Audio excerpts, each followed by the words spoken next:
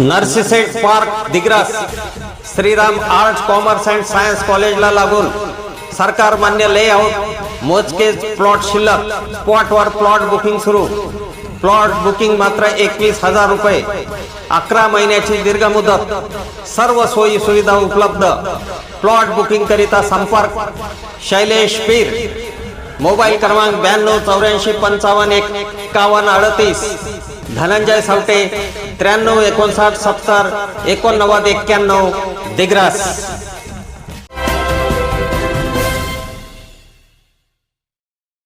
नमस्कार, मी सुरेश चिरडे। आपण पाहतात महाराष्ट्र 24 न्यूज।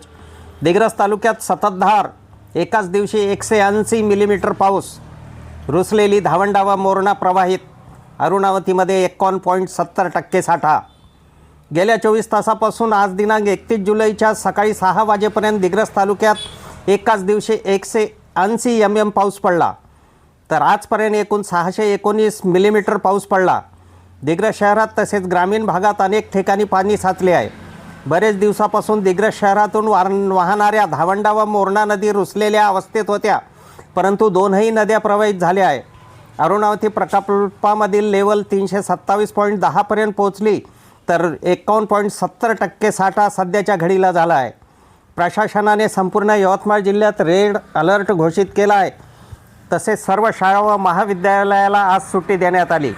सकाळी 7 वाजता पावसाने उसंत जरी घेतली तरीसुद्धा हवामान खात्याने मुसळधार पावसाची शक्यता वर्तवली आहे। अफजल खान, ऋषिकेश हिराजसह मी सुरेश चिरडे, महाराष्ट्र 24 न्यूज दिग्रस यवतमाळ।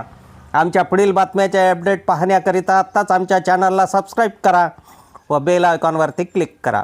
धन्यवाद।